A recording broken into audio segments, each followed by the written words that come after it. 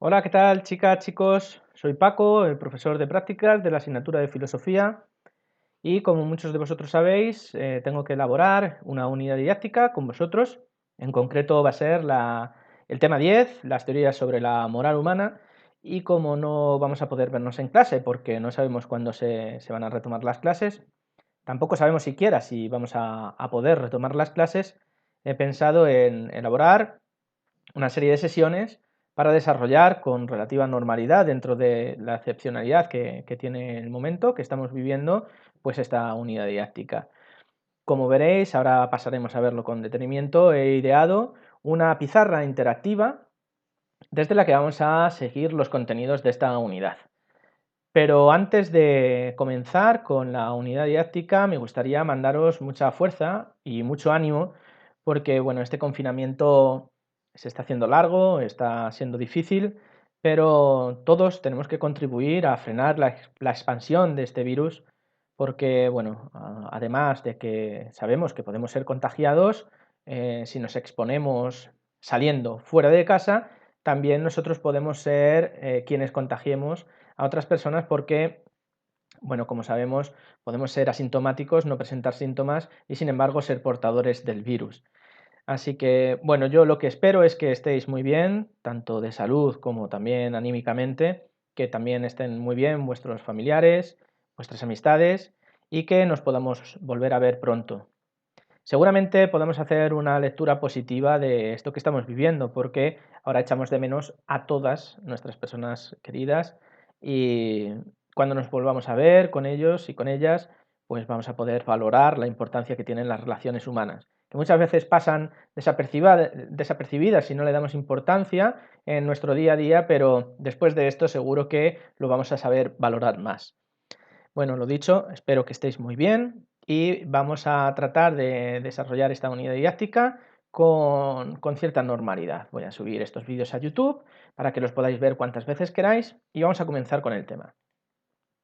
Bien, como veis, he desarrollado esta pizarra interactiva y he dividido el temario en 5 grandes bloques. El primero de ellos es la moral y la ética. El segundo, el ser humano es libre. El tercero, veremos la ética griega. En el cuarto veremos la ética formal de Kant. Y en el quinto veremos las éticas aplicadas. Hoy vamos a ver la moral y la ética y también el ser humano es libre. Estos dos bloques son introductorios porque vamos a ver conceptos básicos, pero que son fundamentales para poder entender las teorías morales que vamos a ir viendo después, cuando nos adentremos en las teorías que nos propondrán los griegos y en la ética formal de Kant y además en las éticas aplicadas también, necesitamos conocer y manejar bien los conceptos básicos y fundamentales que se utilizan en esta rama de la filosofía. Bien, ahora voy a pasar a ver, a mostraros cuál va a ser la forma y el formato de esta clase. Bien, como sabéis, no podemos vernos y eso hace que esta unidad didáctica vaya a ser íntegramente interactiva. Os voy a adjuntar enlaces a las videoclases para que podáis ver los vídeos cuantas veces queráis. Además, os voy a adjuntar un dilema moral. Va a ser el primer ejercicio que tengáis que hacer, que me lo tenéis que presentar entre hoy y mañana, que no es evaluable porque al ser un dilema moral, como ahora veremos, no hay respuestas correctas o incorrectas, pero sí que es de obligada entrega. Por supuesto, os entregaré el temario completo de la unidad porque no nos vamos a guiar por nuestro libro de texto, sino que el temario lo he elaborado yo y el temario os lo voy a pasar yo. Son unos apuntes que tendréis que utilizar para hacer los ejercicios que se os van a ir mandando, aunque ya os advierto que si veis las clases vais a poder elaborar estos ejercicios perfectamente porque yo me estoy basando y me estoy guiando en estos apuntes, como veréis luego cuando los leáis. Bien, y por último os pongo que se os van a adjuntar también ejercicios y tareas que los vais a tener que devolver a el correo que aquí os adjunto, es uno de los correos que yo utilizo, le he destinado exclusivamente para que me entreguéis aquí estos ejercicios de esta unidad didáctica, que es fjgomez@bec.uned.es, y así yo podré corregirlos y evaluarlos. Con respecto a este correo electrónico, tengo que decir que si necesitáis consultarme cualquier cosa que os ocurra, cualquier duda que tengáis, me podéis escribir. Yo veo el correo prácticamente todos los días, con lo cual, si tenéis cualquier duda, me podéis escribir y yo, si puedo, en el mismo día os contesto, y si no, como mucho, al día siguiente. Bien, como os digo, en el segundo de los puntos os voy a adjuntar un dilema moral. Vamos a ver. Este dilema moral es el dilema de Heinz, es un dilema moral muy conocido y que nos va a ayudar a comenzar con la reflexión ética. Los dilemas morales son muy útiles para ponernos a prueba. Bien, lo que quiero es que leáis con detenimiento este dilema moral y respondáis a estas 5 preguntas que os planteo. Como os digo, tenéis que enviarlo al correo electrónico que os adjunto. Os lo vuelvo a repetir: fjgomez@bec.uned.es. E insisto, no es evaluable porque no hay respuestas correctas o incorrectas, pero sí que es de obligado cumplimiento, de obligada entrega. Lo que os pido en este ejercicio es que seáis sinceros. No me sirve que escribáis políticamente, es que queráis ser políticamente correctos, porque os tenéis que mojar, tenéis que implicaros, tenéis que dar vuestra postura y vuestra posición e intentar hacerlo con todos los argumentos que podáis. No os voy a exigir una extensión, una larga extensión en vuestras respuestas, pero me gustaría que argumentarais cada una de las 5 preguntas que aquí os planteo. Este ejercicio tenéis que enviarlo en un plazo de 2 días, como mucho, desde que estéis visualizando este vídeo. Bien, con esto yo lo que voy a poder hacer es conocer un poco más cuál es vuestro conocimiento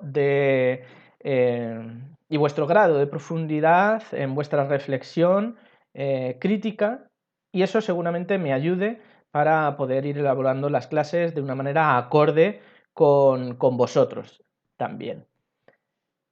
Así que vamos a comenzar con el primero de los bloques, la moral y la ética.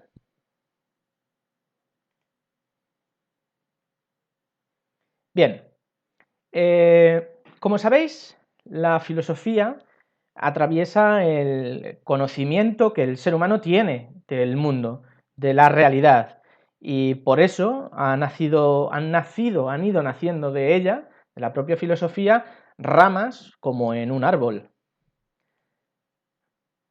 Aquí tenemos un ejemplo de lo que podríamos entender por las ramas de la filosofía.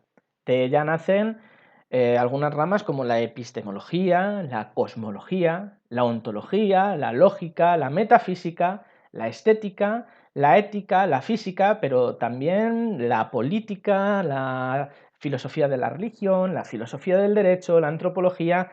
La filosofía, al final, de ella nacen múltiples ramas de conocimiento, pero a nosotros en este tema lo que nos concierne ahora ver es la rama de la ética.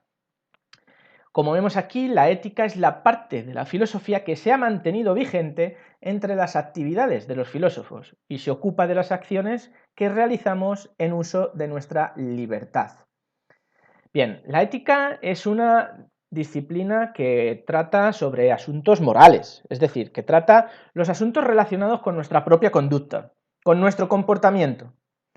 Como veremos más adelante, trata cuestiones y conceptos como el bien, el deber o el valor de las cosas. Por eso, de todas maneras, es bastante normal que usemos indistintamente en nuestro lenguaje cotidiano expresiones como este comportamiento no es ético o tal persona no tiene moral. Pero ¿realmente sabemos qué es la ética y realmente sabemos si es lo mismo la ética que la moral? Pues bueno, en primer lugar sería conveniente que tuviéramos claro qué significa ética y qué significa moral, porque ambas palabras son utilizadas con frecuencia como sinónimos y las usamos indistintamente. Pero es que es normal, porque ambos términos están muy ligados ya desde sus orígenes. La palabra ética proviene del concepto griego de ethos, que significa costumbre, modo de ser y disposición ante la vida. Pero, por otro lado, moral proviene del término latino mos, moris, y puede ser traducido por costumbre. Pero también, y esto es curioso, también puede ser traducido como habitación, haciendo referencia al lugar donde el ser humano suele residir y que por ello se convierte o puede ser entendido también como un hábito. El lugar donde se está habitualmente, eso es el hábito, es la costumbre, la manera de ser y de comportarse. Bien, aunque ambos términos parten en su origen con un significado muy parecido, actualmente no se refieren a lo mismo. Y vamos a verlo. En este primer bloque lo que quiero es que veamos la distinción entre la ética y la moral. Bien, aquí os pongo un ejemplo muy ilustrativo.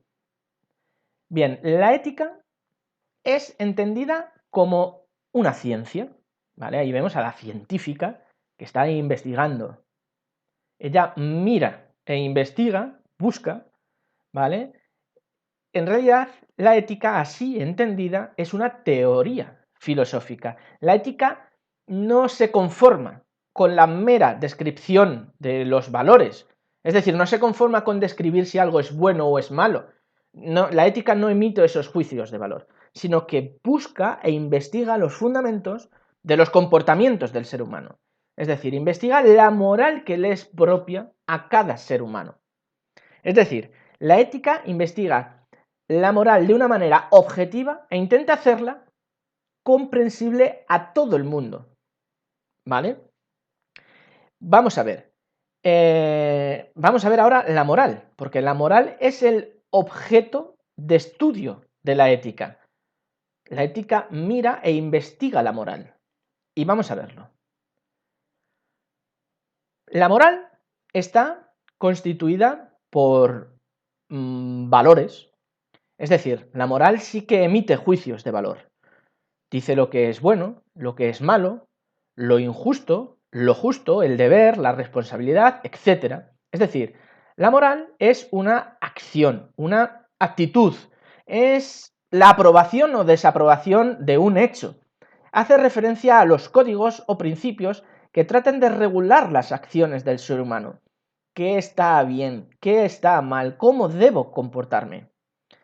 Por ejemplo, hay varias morales, como por ejemplo podemos encontrar la moral griega, o podemos encontrar la moral cristiana, o también la moral budista, por poner ejemplos. Las tres tienen diferentes concepciones sobre cómo ha de actuar y con qué fin, y eso es muy importante, ya lo veremos después con la moral griega, y con qué fin debe actuar el ser humano, cómo debe comportarse. Así que bueno, como vemos, la ética es un saber teórico, un saber reflexivo,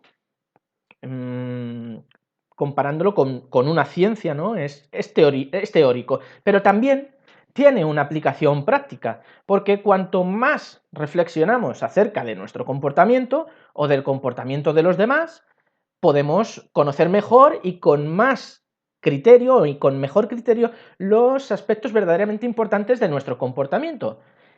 Es decir, si hacemos una buena reflexión ética, podemos integrar en nuestra propia conducta hábitos e incluso costumbres que nos pueden beneficiar a nosotros y a quienes nos rodean. Es decir, la reflexión ética nos permite ampliar nuestra visión del mundo y del comportamiento humano en general. Bien, es verdad que la ética no es de obligado cumplimiento, es decir, nadie te va a obligar a realizar una reflexión ética, pero de lo que no te puedes librar, y eso seguro, es de tener una moral, de estar dentro de una moral colectiva, y mucho menos te puedes librar de tener una moral propia, que va a ser la que determine tus acciones cada día de tu vida. Si somos capaces de descubrir aspectos desconocidos de nuestro comportamiento y del comportamiento de los demás, podremos tomar mejores decisiones, porque, porque es que no nos queda más remedio que tomar decisiones a diario. Y esto enlaza con el siguiente punto. Si no nos queda más remedio que tomar decisiones a diario, es porque no nos queda más remedio que involucrarnos en cada una de esas decisiones y tener que tomarlas. Y eso es la libertad. La libertad es la posibilidad de tomar elecciones, de elegir. Vamos a verlo.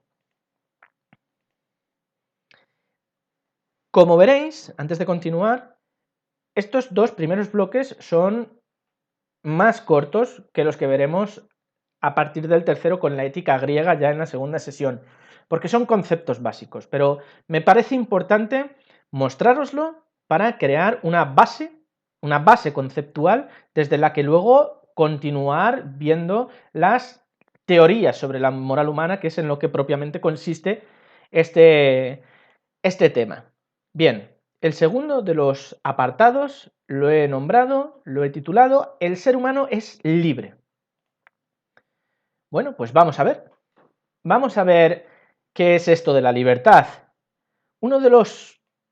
La libertad es uno de los conceptos más importantes sobre los que tenemos que reflexionar en el ámbito de la moralidad.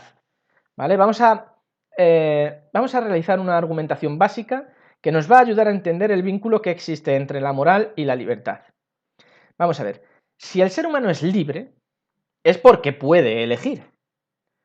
Bien, si un ser humano puede elegir, entonces tiene la responsabilidad de tomar una decisión. Si un ser humano libre debe tomar una decisión, entonces tiene una responsabilidad moral. No estamos hablando de decisiones que carezcan de importancia, como echar una cucharada de azúcar en el café o echar dos. Me refiero a decisiones que impliquen una responsabilidad moral, que pueden ser pequeños gestos como ayudar a tu vecina ancianita que no puede subir la compra y que tú la ayudes y que estés actuando con una buena voluntad y con una responsabilidad moral, creyendo que ese acto es lo bueno, lo que debes hacer, o incluso responsabilidades de mucho más calado y más importantes como las que puede tener un gobernante porque tome decisiones que impliquen a un país entero, ¿vale? A eso me refiero con responsabilidad moral. Y digo, si un ser humano libre debe tomar una decisión, entonces tiene una responsabilidad moral, con lo que podemos deducir que si el ser humano es libre, entonces tiene una responsabilidad moral. En este esquema lo vemos. Si eres libre es porque tienes elección. Y si tienes elección, entonces tienes una responsabilidad. Y eso implica una moral. Con lo cual la moral implica que eres libre. ¿Vale? Esto nos lleva a plantearnos algunas preguntas. Yo aquí planteo dos. Vamos a ver. ¿Podemos no elegir? Y otra pregunta. ¿Estamos obligados a ser libres? Estas dos preguntas son muy importantes y son fundamentales. Implican a la libertad, implican a la moral y las juntan a ambas. Y vamos a ver cómo lo hacen. ¿Vale? Vamos a introducirnos en una serie de conceptos que nos van a ayudar a responder a estas dos preguntas. Vamos a intentar responder a esas dos preguntas. Y también nos van a ayudar, por supuesto, a entender lo que significa que el ser humano sea libre y que esa libertad nos obligue siempre a tener que tomar decisiones. Para entender la responsabilidad moral y la libertad que ello implica, voy a plantear tres conceptos que aparentemente son contrapuestos al uso del término moral. Bien, aquí los vemos. Amoral desmoralizado e inmoral. Vamos a ir viendo cada uno de ellos qué significa y qué relación, esto es muy importante, qué relación tienen cada uno de ellos con el concepto de libertad que estamos viendo. Bien, si a moral le añadimos el prefijo a, eliminamos las diferencias que antes estábamos viendo, es decir, un sujeto que hipotética o presuntamente sea amoral no podría ser alguien que elija algo malo o indeseable, sino alguien que no elegiría absolutamente nada. Un sujeto amoral sería un sujeto sin ningún tipo de preferencia, sin capacidad de elección. La única posibilidad de que alguien pueda no elegir nada es una persona con un problema psicológico, porque es imposible que un individuo o una sociedad puedan estar al margen de las decisiones que acarrea vivir cada día. Es imposible estar al margen de la moral, porque siempre va a haber un orden de preferencias o de normas. Por ejemplo, si dijéramos que un ladrón es amoral, estaríamos muy equivocados, porque el ladrón está decidiendo por sí mismo. Él elabora un plan y pese a ser consciente de que ese delito va en contra de los códigos de conducta o normas establecidos, él lo realiza deliberadamente, es decir, él lo decide. Podríamos decir que el ladrón va en contra de la moral compartida, pero no es un sujeto amoral, porque tiene un orden de preferencias y toma decisiones. Es decir, un ser amoral no puede existir, porque siempre se debe elegir qué hacer y cómo hacerlo, ¿vale? Por eso pongo aquí esta imagen de alguien que no tenga rostro, que no pueda mirar al mundo, que no pueda elegir. No es verdad, no existe. Todo el mundo tiene intereses, todo el mundo tiene convicciones, todo el mundo tiene preferencias, todo el mundo es libre, con lo cual todo el mundo lleva consigo una moral, sea colectiva o individual, ahora lo veremos. Con lo cual, a la pregunta sobre si podemos no elegir, es obvio que no podemos responder afirmativamente, es decir, ¿podemos no elegir? No. Eso significa que podemos elegir. No nos queda más remedio. ¿Estamos obligados a ser libres? Sí. Somos libres por obligación, porque siempre tenemos que tomar decisiones. Bien, este es el primero de los conceptos. Espero que haya quedado claro y si tenéis cualquier duda, por favor, escribidme al correo electrónico que antes os adjuntaba y allí os voy a resolver cualquier duda. Creo que estos conceptos son básicos, son fáciles de entender y veremos después, cuando empecemos ya con los griegos, por qué es importante que conozcamos qué significa todo esto, ¿vale? Vamos a pasar al siguiente de los conceptos, que es el concepto de desmoralizado. Podemos entender la moral bajo otra acepción, bajo otro significado. Es decir, podemos entender la moral como el ánimo para afrontar la vida cuando se presentan dificultades. El sentido de moral, cuando se contrapone a desmoralizado, es el de fuerza para vivir, el del ánimo, el del coraje. Cuando se dice que estoy bajo de moral, nos estamos refiriendo a que hay una disminución en nuestra capacidad para tomar decisiones. Estar bajo de moral significa que nos falta la fortaleza de ánimo, la fortaleza que nos permite seguir adelante pese a las adversidades. Como vemos, esta acepción moral es esta acepción de moral es una actitud ante el mundo que nos permite tomar decisiones, que nos permite tener la suficiente fuerza para decidir y para ser libres. Así que, en definitiva, alguien desmoralizado sufre una deficiencia en su actividad y en su fuerza de ánimo y por eso, por supuesto, condiciona su propia libertad.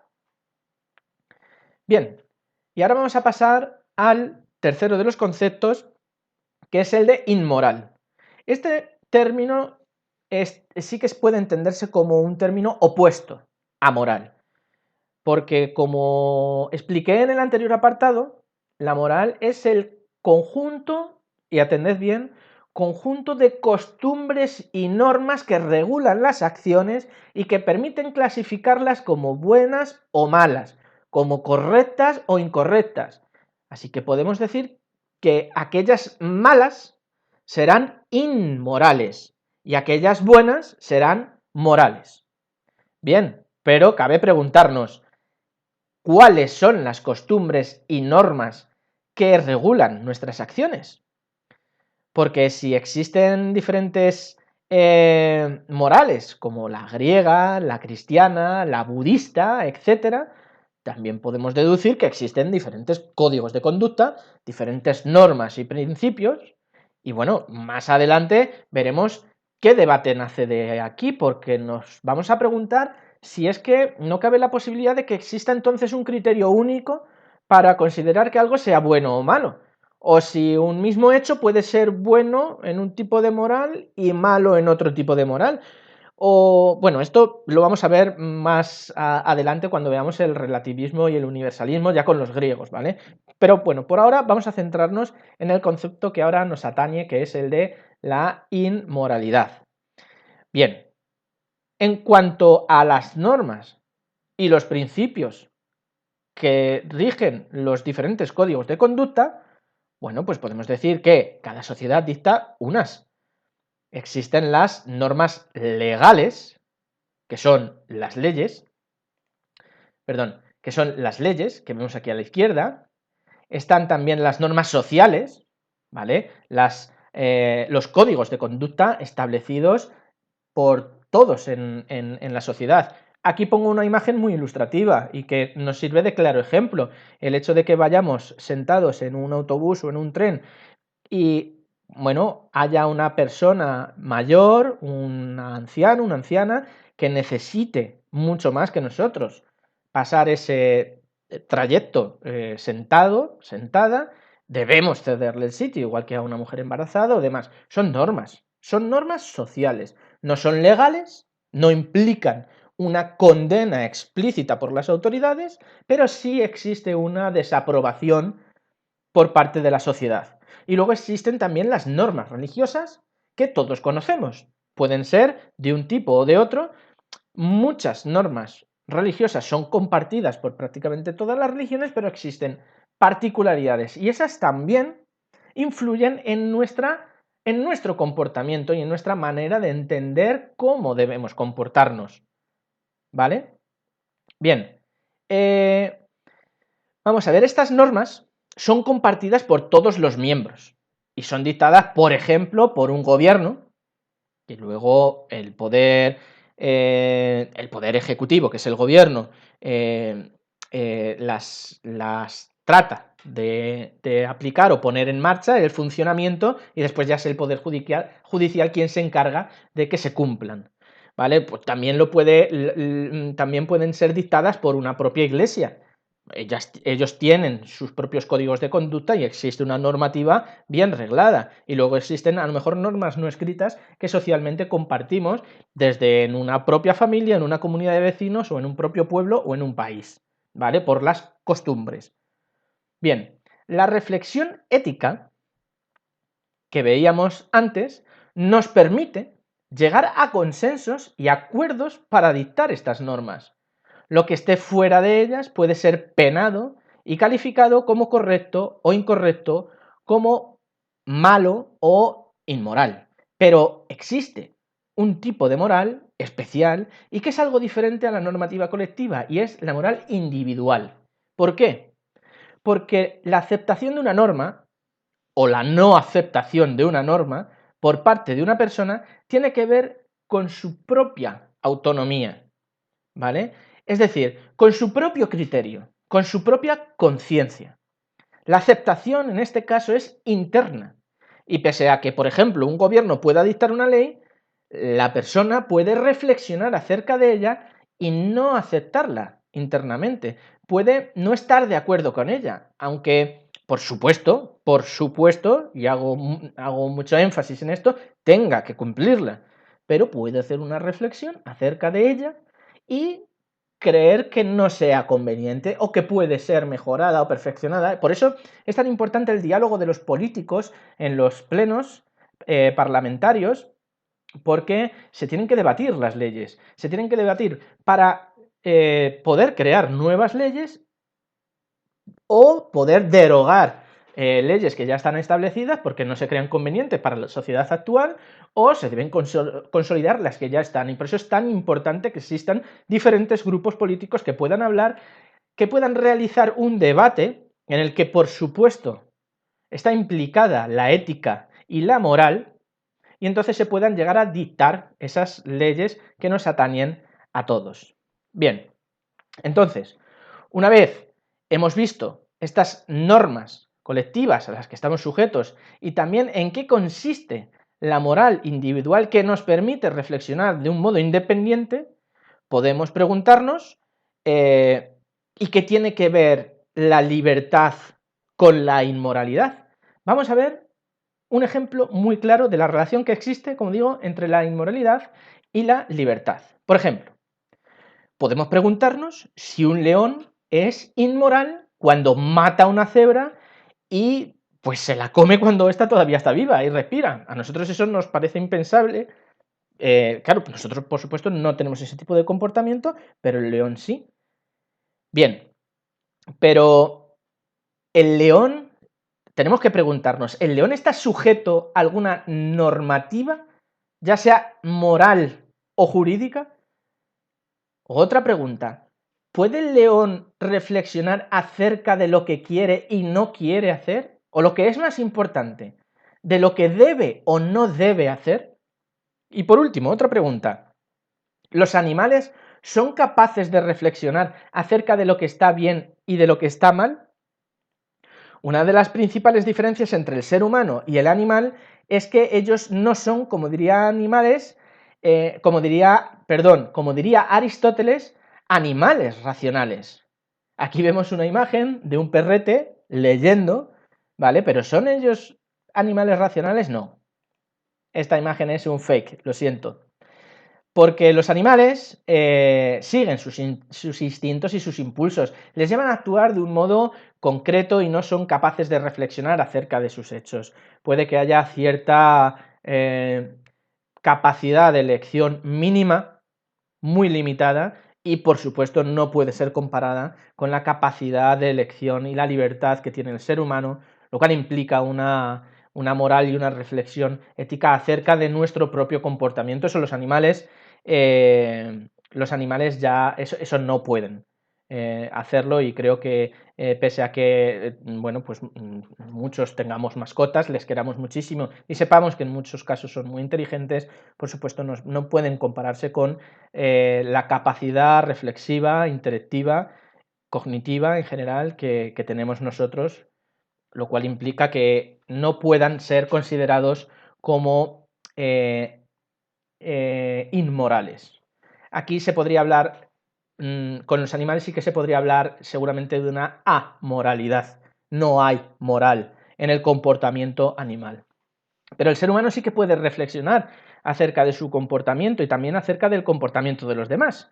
Puede reflexionar, como venimos diciendo, y con esto pretendo hacer una síntesis de lo que estamos viendo, acerca de las decisiones que se puedan tomar. Puede valorar como correcto o incorrecto todas las acciones que han sido elegidas. Y esto nos convierte, como vengo diciendo, en seres libres, en seres morales, pero también puede convertirnos en sujetos inmorales si decidimos actuar mal conscientemente. La inmoralidad es contraria a los códigos de conducta que han sido establecidos colectiva o individualmente o internamente.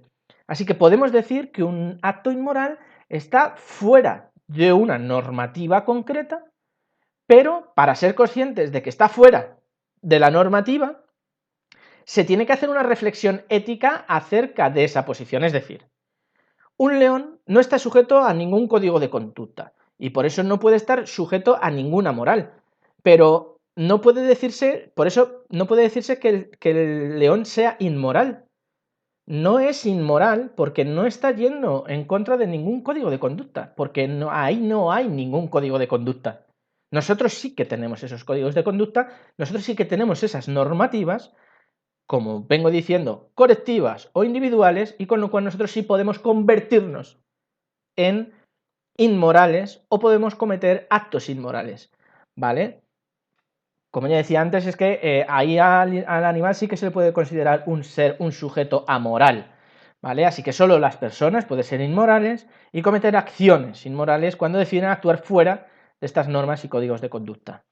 Bien, con esto ya habríamos terminado el segundo de los bloques de este tema, el ser humano es libre, y bueno, no sé cuánto tiempo llevamos de clase, 35 minutos, vale. Bueno, pues con esto vamos a dar por concluida la sesión. Lo que quiero es recordaros que me tenéis que entregar el dilema de Heinz que se os va a adjuntar, ¿vale? Tenéis de plazo máximo de entrega 2 días, es muy fácil, nos va a llevar apenas tiempo. Quiero que me lo argumentéis bien, que reflexionéis acerca de las posibilidades que se plantean y bueno, ya veréis cómo este tema os va a gustar, os va a resultar además muy pertinente para el tiempo que estamos viviendo ahora mismo. Y bueno, la segunda sesión, la siguiente sesión va a tratar sobre la ética griega, ¿vale? Vamos a ver una introducción con la ética prefilosófica, vamos a ver el relativismo moral de los sofistas y el intelectualismo y universalismo de Sócrates y Platón en la siguiente sesión. Luego ya en la tercera veremos a Aristóteles, ahí nos tendremos que detener más porque Aristóteles es uno de los grandes pilares de la filosofía moral o de la ética, ¿vale? Y bueno, pues lo dicho, que espero que estas videoclases os parezcan dinámicas, que podáis aprender mucho y bueno, nos vemos en la siguiente sesión. Un saludo.